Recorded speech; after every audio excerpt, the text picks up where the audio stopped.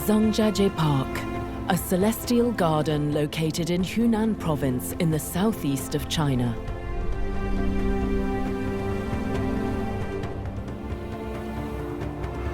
A fabulous forest of stones suspended between heaven and earth, unknown by the Chinese themselves until the 1970s.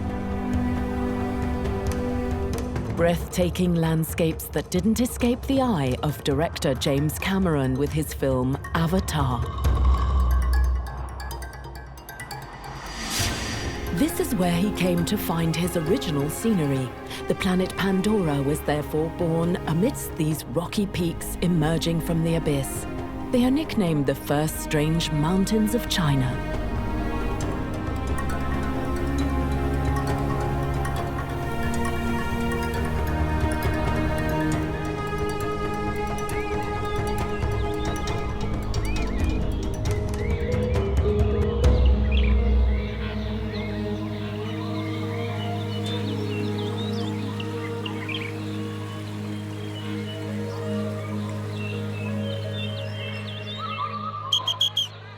Friend, come and see our celestial ladder, called the Ladder of 100 Dragons. Mei Chu-chan has worked in this park for over 20 years. He's a guide, and every day he reveals his secrets to tourists. And they are many. This natural park covers some 262 square kilometers, 2.5 times the size of a city, like Paris.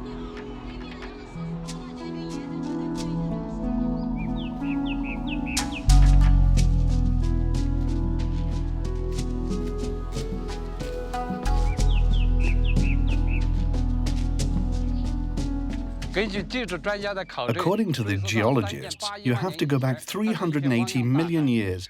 At the time, all this was a vast expanse of water. Then there were geological movements, and the water began to sculpt the massif. When the sea receded, the peaks were raised up. That's why in Zhangjiajie we have 3,000 peaks and more than 800 streams. This place is one of the 10 most beautiful landscapes in the park. It's called the General's Plateau because there are 48 rocks standing proud like generals. Its topography with its 3,000 summits that split the sky is unique in the world. Very hard to access, the place remained isolated from human presence for centuries. But in China, time has no hold over legend, and each peak has its own story, a story that has shaped the imagination of a whole people.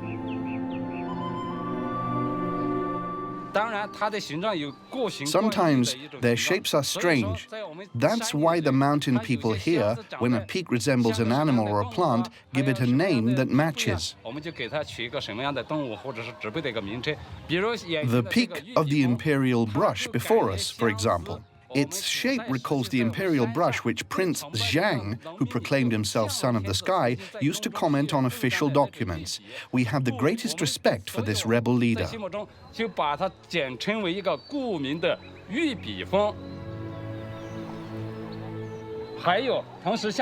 Another example, this peak is that of the goddess who scatters flowers.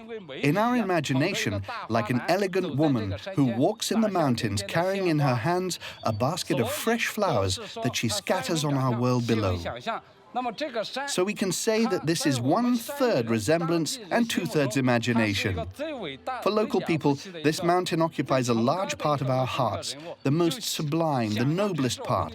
It is a little like our father, someone who protects us, a heritage handed down to us by our ancestors.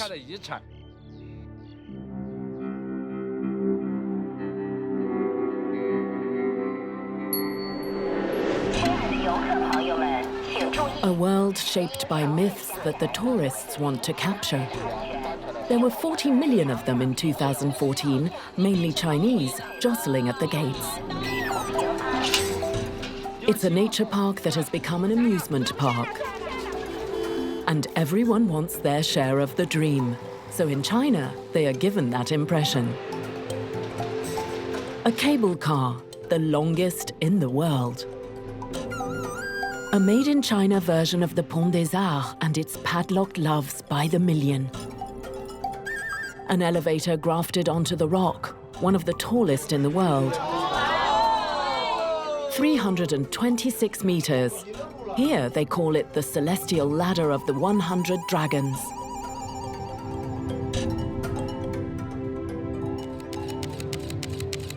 And since the release of the Hollywood blockbuster, everyone wants to touch the tip of their goal, the Avatar Peak.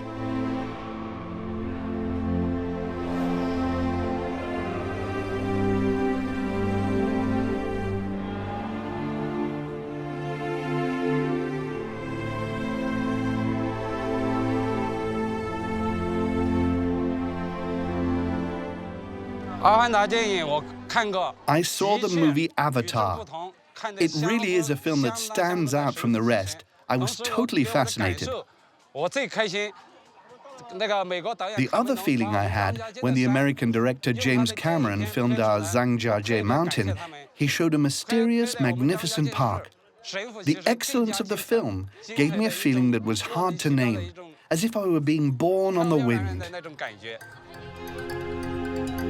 A pillar that has achieved world-renowned, renamed for its Hollywood associations, and which has, because of this, lost some of its original history. Before, we called it the Column of Heaven and Earth. It's a little like the men who live here, a peak standing on the earth carrying the sky on its head. At home in our mountains, the Column of Heaven and Earth is a peak on which we can rely. It's like a man who was born here, so we look upon it as someone from the generation of our fathers. It stands tall, and that symbolizes its fearless character, above reproach, like our mountain men. The park was declared a UNESCO World Heritage Site in 1992. It is one of the 10 most beautiful parks in the world. But before the uninterrupted flow of tourists, the illegal construction, the unauthorized shops, UNESCO sounded the alarm in the year 2000. Following a €420 million investment, everything now is channeled, accounted for, more controlled, eradicating a little of the site's wild aspect.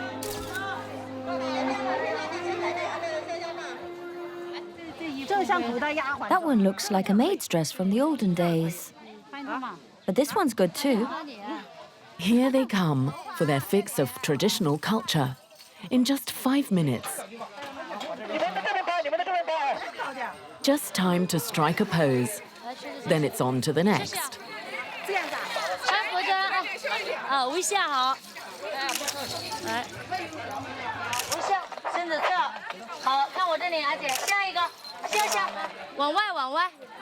This isn't the best place to grasp the finer points of these singular costumes.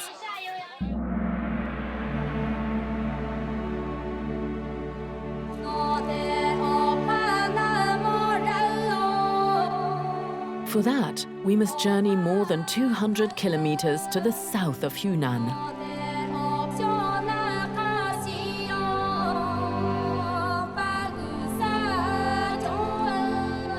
Fanghuang, China's little Venice.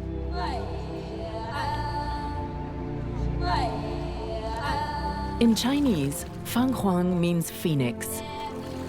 According to the legend, 2 phoenixes one day discovered the city and found it so beautiful that they did not want to leave.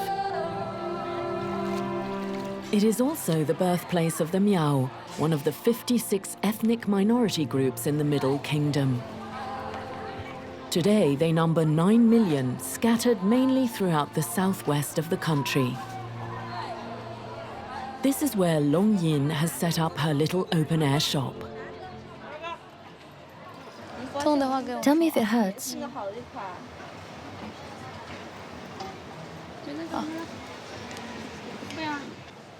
You're pretty. We must find a pretty jewel. All this has been embroidered by the old people in the village. It's all handmade. I'm a Miao girl, and I sell things here so that visitors may get to know our culture. For example, this bracelet is made of embroidery and silver. The embroidery is all done by hand. Look, there are a multitude of colors and motifs inspired by beautiful things such as flowers. This silver jewelry has many meanings for us. If, after wearing them for a long time, they darken, it's a sign of poor health. If you're in good health, they shine more and more. But in a few days' time, an important event will interrupt her day-to-day life. It's a chance for her to return to her village.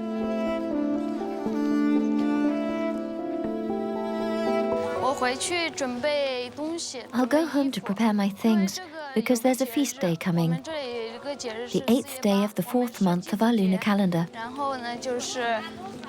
It's a celebration in honor of our ancestors. I must therefore return to my family to prepare my traditional clothes.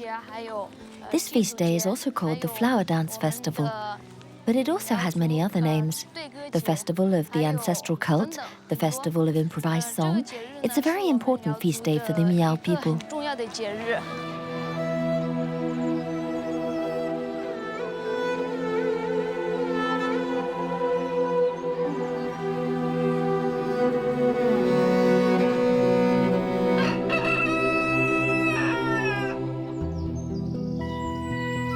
Some 4,600 years ago, the ancestors of the Miao settled along the Yellow River. But faced with the expansion of the Han people, the Miao were forced to emigrate toward the south of the country.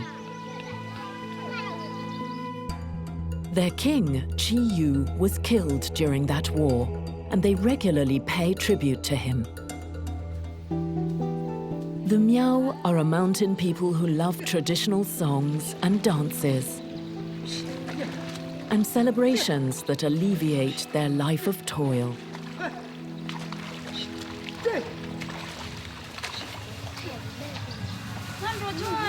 After an hour's journey, Long Yin arrives at Mahanshan, the village where her great-aunt lives.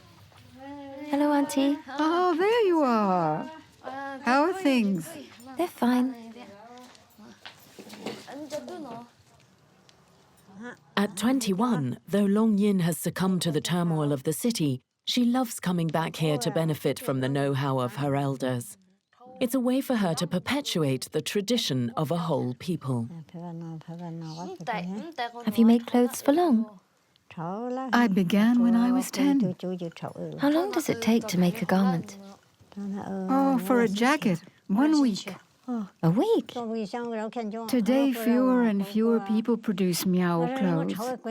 We elders are getting old, and we want to teach the young people so that they can pass on the skills to others in turn. When the older generation disappears, the new must take up the torch. But fewer people know how to make costumes and explain them to others.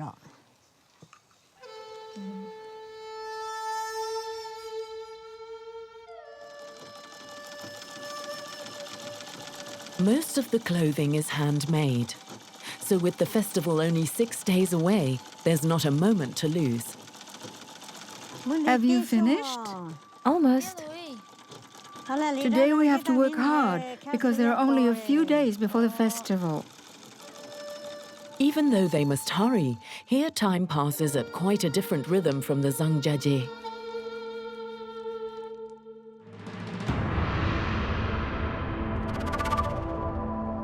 Back in Zhangjiajie,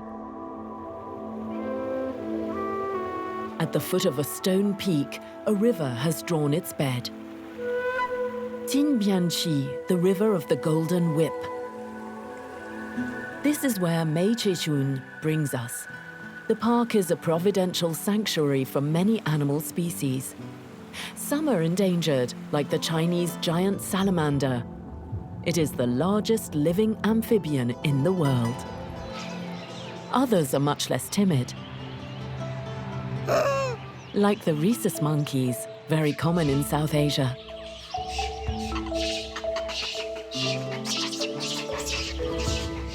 There are several thousand in the park. Food here is abundant. Mei Chechun has known them well. since childhood.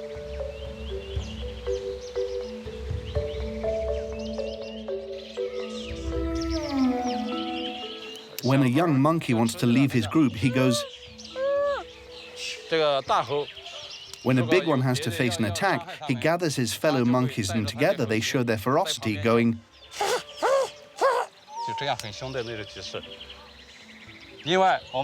If you feed them, you should know their habits. You mustn't crouch down or the monkey will think you're going to attack. He'll call out to his family or group for help, and then woe betide you, as you may well be wounded.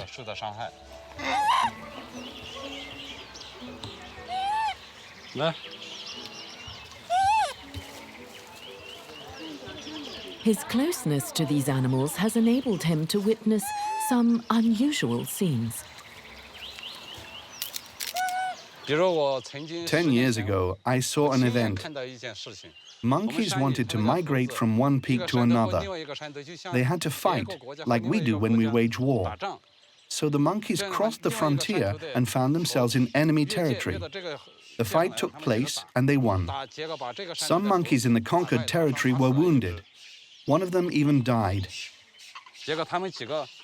At that point, the two troops, formerly rivals, came together to hold a funeral for their dead comrade. Men wear white as a sign of bereavement. I saw the macaques take the leaves of a plant and put them on their head. These leaves have one white side, which made it look like they were mourning. Then they dug a hole to bury their dead cousin, leaving his tail sticking out. A member of the group stayed to keep vigil every day. They finally bid farewell to the macaque before leaving for good for another peak. I think these animals are really intelligent.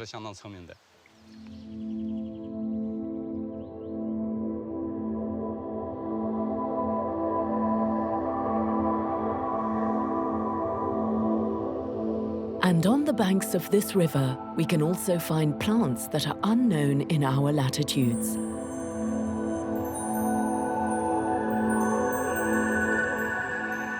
A giant pharmacopoeia. Only local people know its power. But the mountain also has its healers with faces of stone. The mountains are my protector, the mountain god. Every day, we live in these great, wet mountains, as beautiful as any painting, and we are particularly proud and happy. For example, the old man who picks medicinal herbs peak. In our hearts, he is both doctor and divinity. Should we suffer from any discomfort or disease, we usually make a discreet wish to the mountain god. Then we know that the old man who gathers medicinal herbs will heal us. We live in the mountains, we breathe the fresh air, and we think this will make us immortal. That's why we must love and protect our mountains, our God for eternity.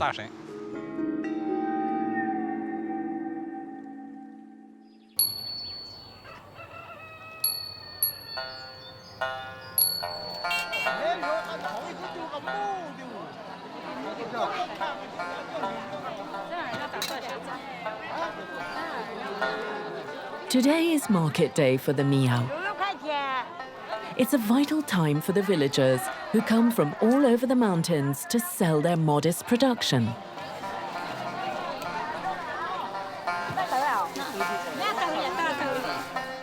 This market is held close to Long Yin's village. Her mother accompanies her. Only 5 days remain before the Miao festival.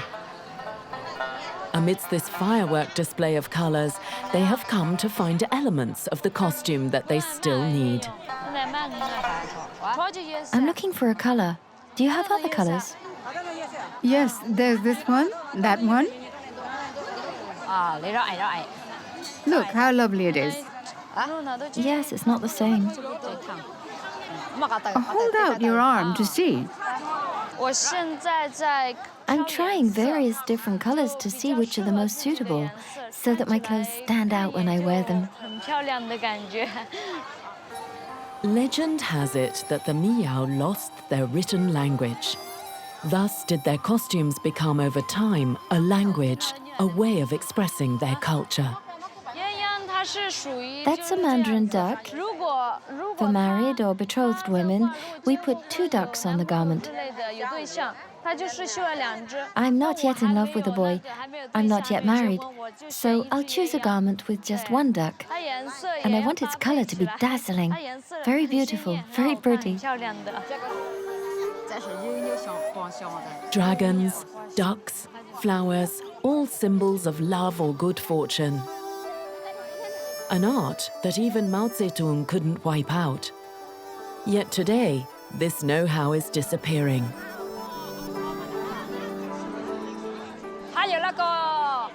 These flowers must be embroidered on top of each other, which takes 2 weeks.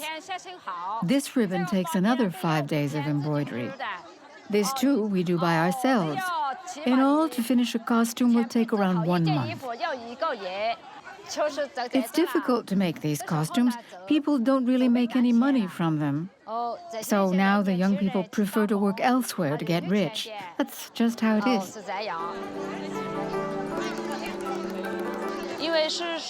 I like these costumes, and that's thanks to the influence of people in my village. It's true, it's relatively complicated, but I'm motivated. To make them, you must learn the techniques, and that takes time. Like embroidery. It's very complicated, and you don't earn much money. But I don't mind. I like the things of my people.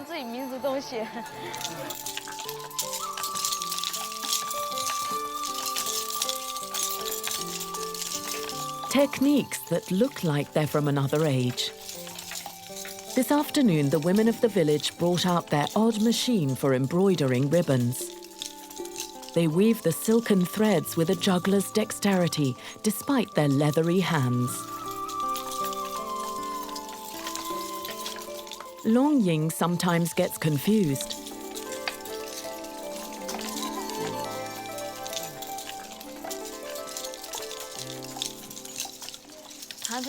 Grandmother, I think I made a mistake. Watch me do it. Once around like this, then like that. Ah, okay. And then where do I put this?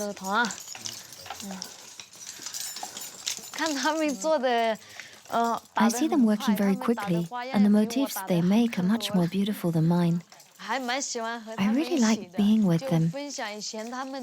They share their experience with me, and sometimes the details of their romantic encounters. Hours of work for just a few centimeters of ribbon. A detail on the costume, but it has its importance. This motif between the 2 ribbons, for instance, resembles a dragon.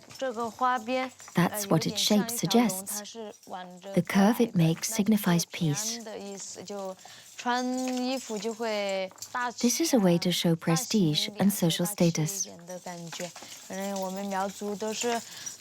We Miao are all descendants of the dragon, which is one of our ancestors.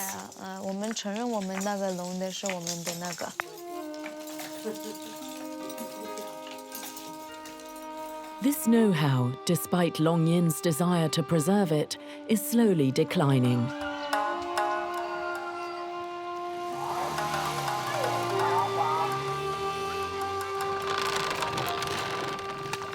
It took a long journey to find Mr. Wu. He is the last dyer in the region, a tough occupation that he began as a boy. He is now 70 years of age.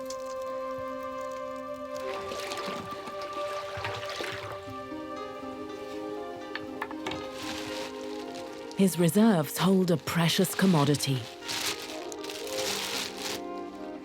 Indigo, an essential color for the Miao of Hunan.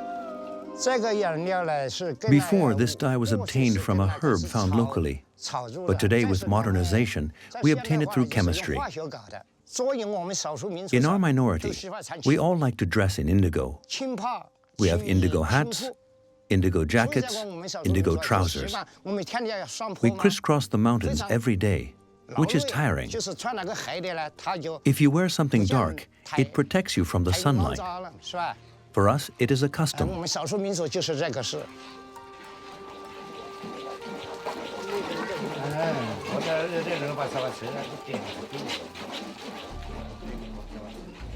In their traditional dress, one motif recurs often. His wife's fingers will bring it to life once more. After folding and sewing the fabric tightly, Mr. Wu plunges it into his color bath. For hours, he will make it dance at arm's length so that the motif finally appears. It is that of the culture's founding myth. It's a butterfly. It has two wings. These are its antennae. It's in memory of our minority. We were dropped into this world by our mother butterfly.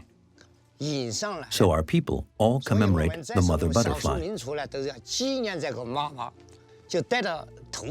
Then I wear the cloth on my head. I wear it like this, so that the mother butterfly protects me throughout my life. A long and fastidious process that mocks the passage of time. But the business of color alchemy is also having trouble attracting the younger generations. They're not interested. Why not?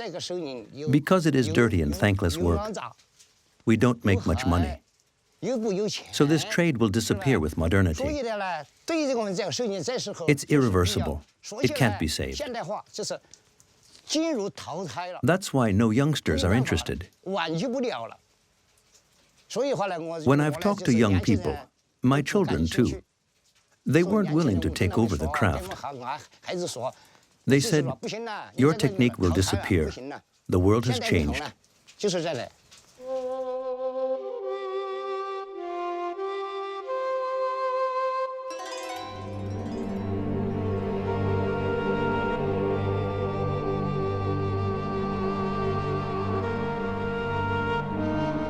In Zhangjiajie Park, our guide, Major Chun, this time entices us into the meanders of the earth. Huanglong, Yellow Dragon Cave, is one of the most ancient caves in China.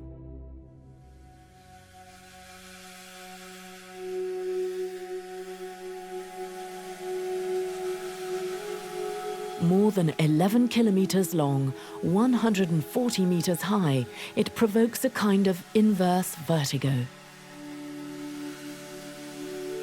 The scenery, shimmering with Chinese candy colors, once more harbors a legend.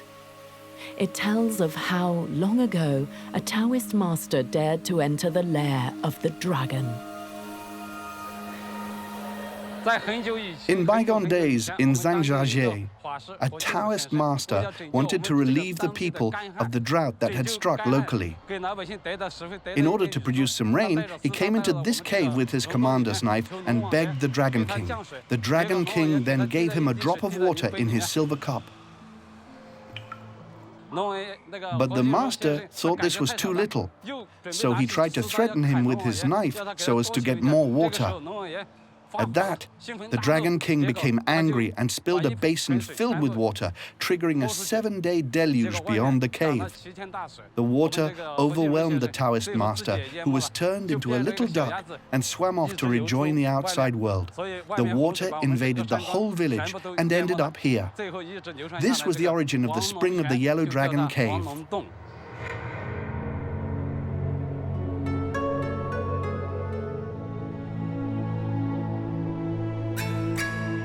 But our guide is worried. Since its discovery in 1983, the cave has attracted attention from all quarters. First came the scientists. More than 70 of them have studied the deposits of calcite and its ancient arabesques of stone. But it is the ever more numerous visitors, Major Chun believes, who threaten to weaken the mineral scenery.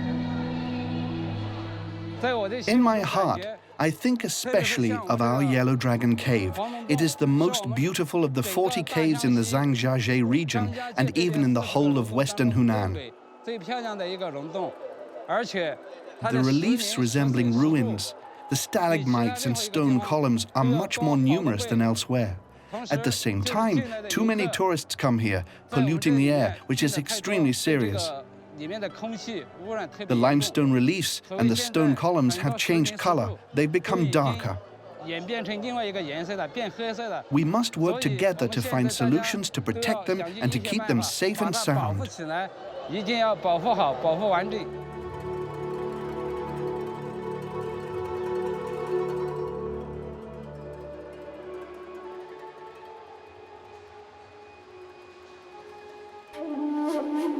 After the depths, we're off to scale the peaks.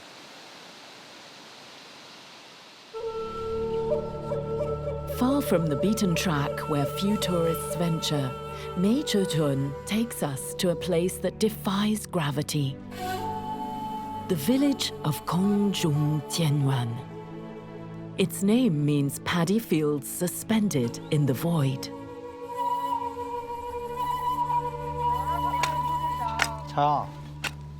Here, it's not the Navi people of Avatar that we meet on this peak shaped like a roof terrace, but the Tujia, an ethnic group of farmers and stock breeders, the largest in the park.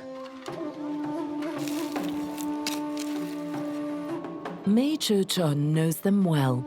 He himself is a Tujia. A hanging garden entirely fashioned by the sweat of this man, Puan Chi-yun. Hi, how are you? Still plowing? Yes. Isn't that corn? I began working at the age of 15 when I was a teenager. At 23, in 1983, I came to work on this field. It is fed by all this water, thanks to which I've been able to work the land. It took 5 years for this field to become what you see today. Buckwheat, potatoes, corn, rice, all the staples and more. I am a Tujia farmer. I live from the fruits of my labors. We have a quiet life in the mountains. We live on what we grow and from the pigs and goats we rear. Life in the mountains is very pleasant for us.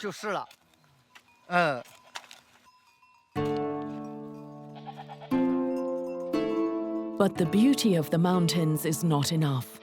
This is a harsh lifestyle. Like the Miao, they struggle to attract the next generation. Our young people want to go to the city, and we can't force them to stay. Because they are young and have never really suffered, they don't yet understand that they must love everything around them. They think only of the pleasures of the city, bustling cities where they will have fun and be carefree. But once they have reached 40, they will notice the beauty of these mountains. The air is 100 times, 1,000 times, 10,000 times better than any place in any city. So when they're our age, I'm sure they'll come back to this land where we are now. That's why I'm not worried. We just need to make more effort to preserve this land so as to leave them a fine heritage.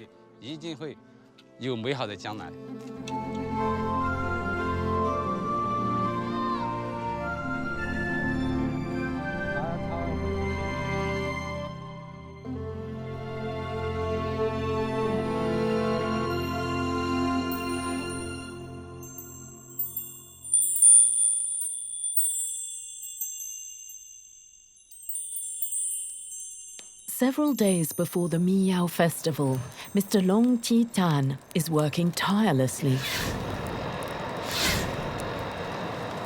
He is a jeweler, and Miao jewelry means richly decorated pieces for girls.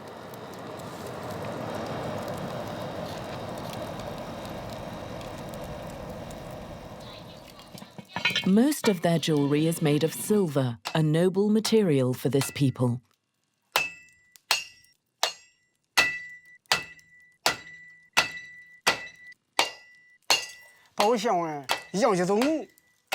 We Miao are poor. We can't afford gold, but we can buy silver. 1 gram of gold is worth 500 grams of silver. If it's for a wedding, we can buy a little gold if the people ask for it. Before, when we married a woman, 1 kilo of silver was enough, but nowadays they want 5 kilos of silver. Society has changed and our life has improved. Before, we would not have been able to buy silver because resources were devoted to food.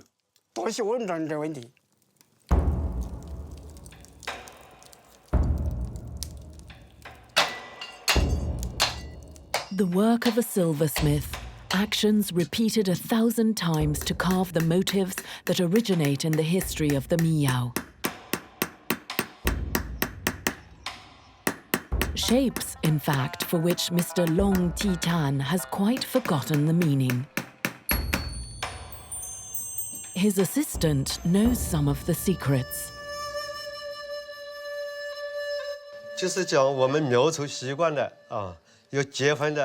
In order to respect the tradition, the young Miao girls must wear this necklace, otherwise they cannot marry. That is how it is.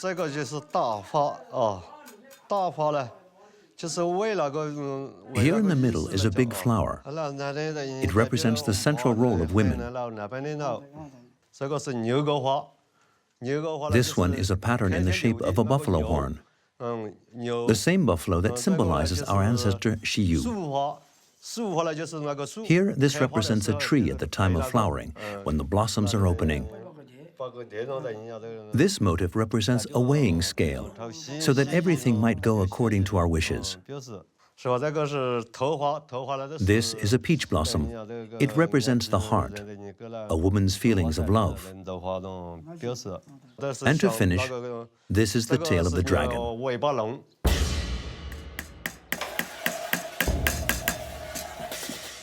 Ornaments that remain essential to the young girls. The more jewelry they wear, the more they will be courted. For now, Mr. Long Titan's expertise seems in no danger of being extinguished.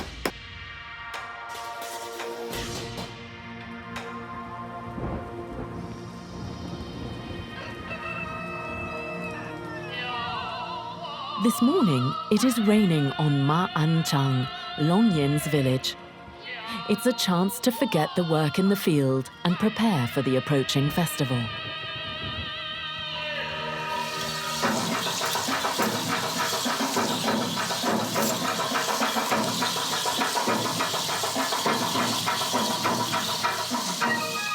It's rehearsal time for Long Yin's group.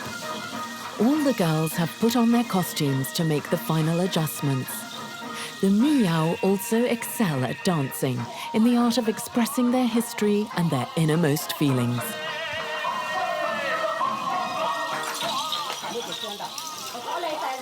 And it's Mrs. Wu Jifeng who sets the tone.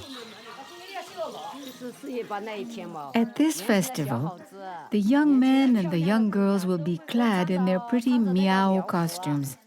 And when they meet, they will be very happy and will then be able to express their feelings freely. Long Yin rehearses the flower dance, a traditional dance of seduction where every last gesture matters. This gesture, for example, is to say that we are very happy and we're very open. There are movements that bid you welcome, and others that we draw from the reality of everyday life. We also dance hand in hand with the boy, as if we were having fun on a stroll.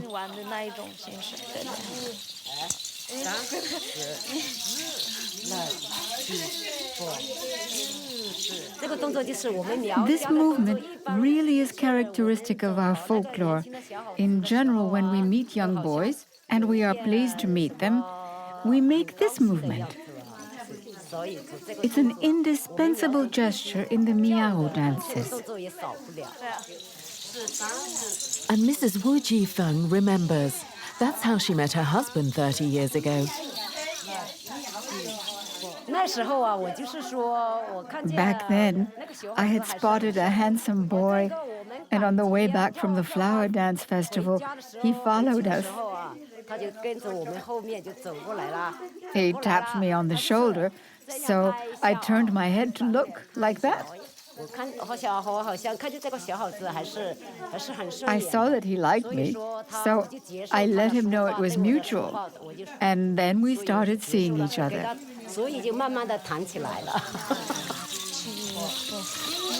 For Long Yin, this festival might provide the opportunity to meet someone nice. I haven't yet met a boy I liked. But if I'm successful at the festival, then I'll be happy.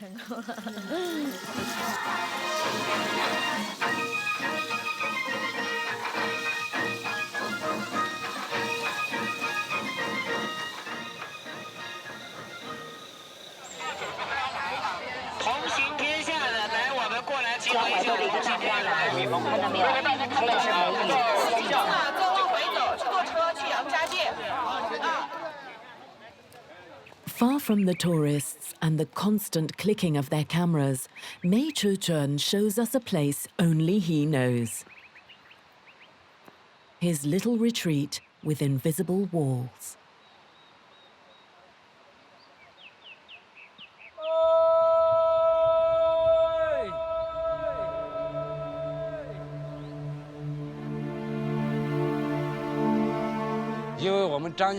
To me, tourists aren't a problem, because if I kept the natural beauty of Zhangjiajie for myself, then I would be selfish. I want the whole world to come and enjoy this nature. As for the damage caused by tourists, it's hard to avoid.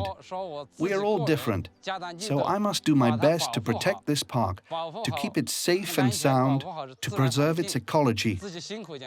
And I am ready to do anything to better manage their impact. This landscape deserves to be admired by all. I owe it to myself to pass this on to my children, to my grandchildren, and to generations to come.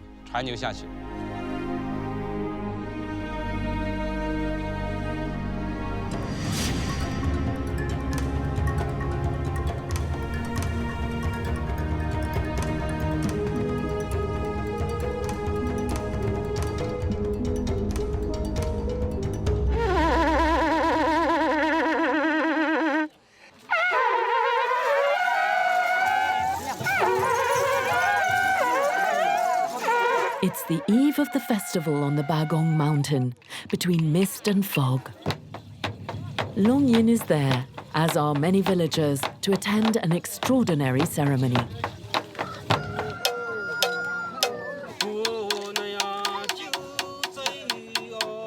The Miao practice shamanism. On this natural promontory, the shamans summon all the spirits so that the festival might take place under the best auspices.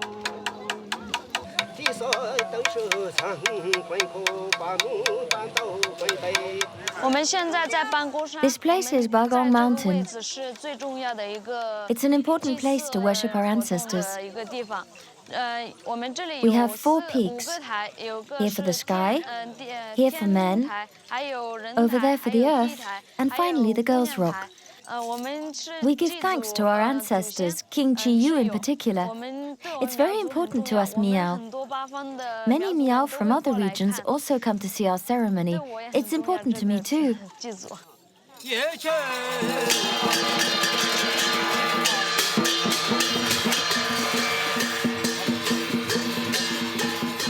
Rice wine, beef, pork, all offerings to tempt the gods. We also think of those who have passed on by letting these little pieces of yellow perforated paper go up in smoke.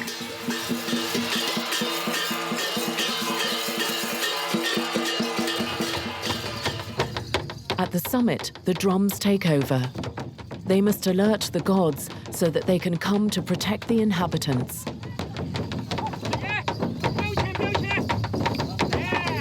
The almost tribal dances come as a reminder that the festival is also a festival of life.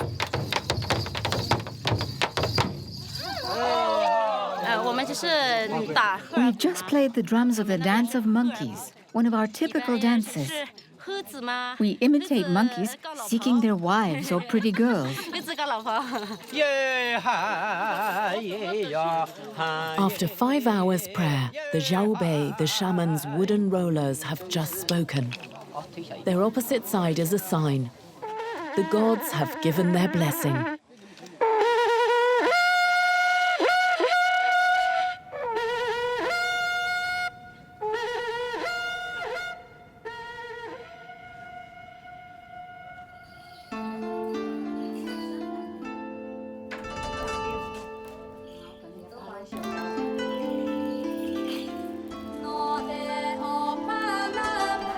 It's the long-awaited day of the festival. Long Yin has just finished her costume with the help of her mother and her great-aunt.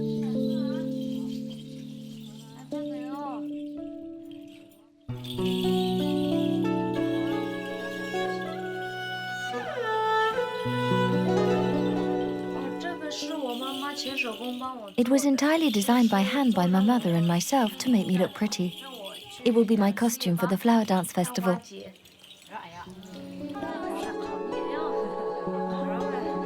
And for the occasion, her costume contains within itself other precious symbols.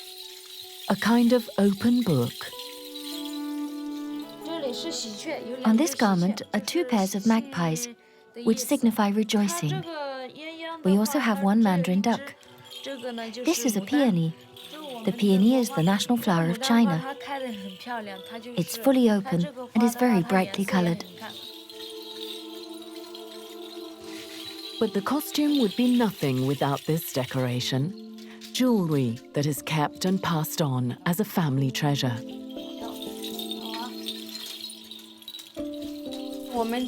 We Miao wear silver jewelry. The more jewelry we wear, the prettier we are. We value the jewelry by weight. The heavier it is, the more handsome it is. But I can really only wear 3 because they're really very heavy.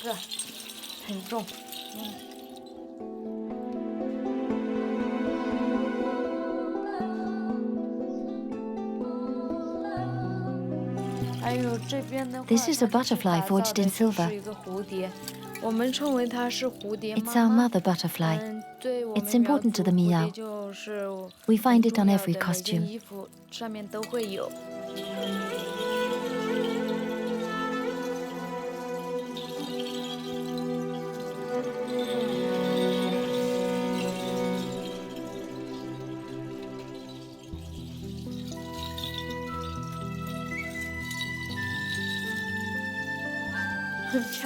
It's very pretty. It must be unique in the world.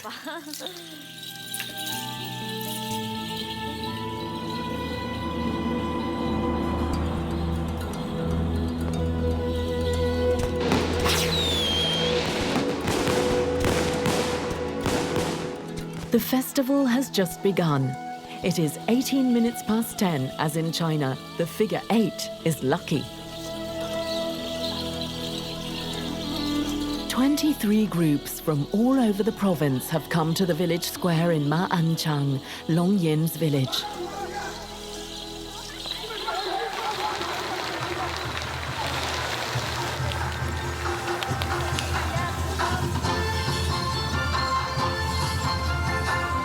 At the Flower Dance Festival, everyone comes to defend their colors.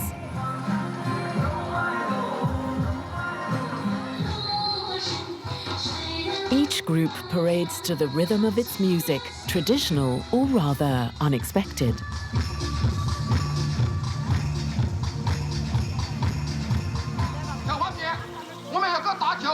Now it's the turn of Long Yin and her group.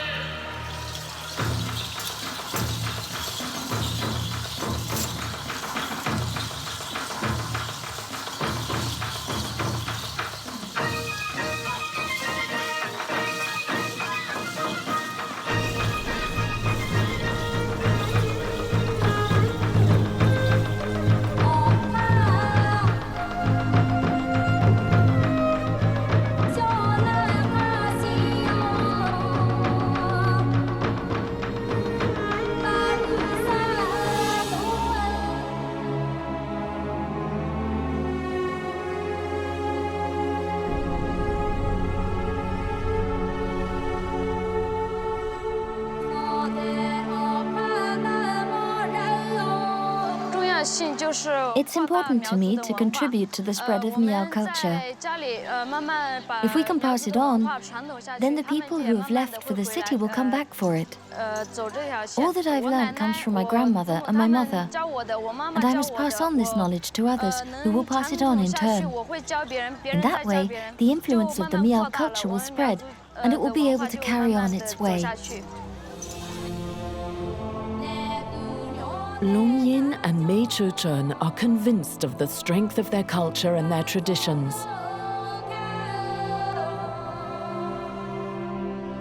But will their optimism resist the upheavals of the modern era that is shaking China? At the heart of these mountains, revealed to the world through the film Avatar, a new story is waiting to be written. That of a people with a millennia of history behind them.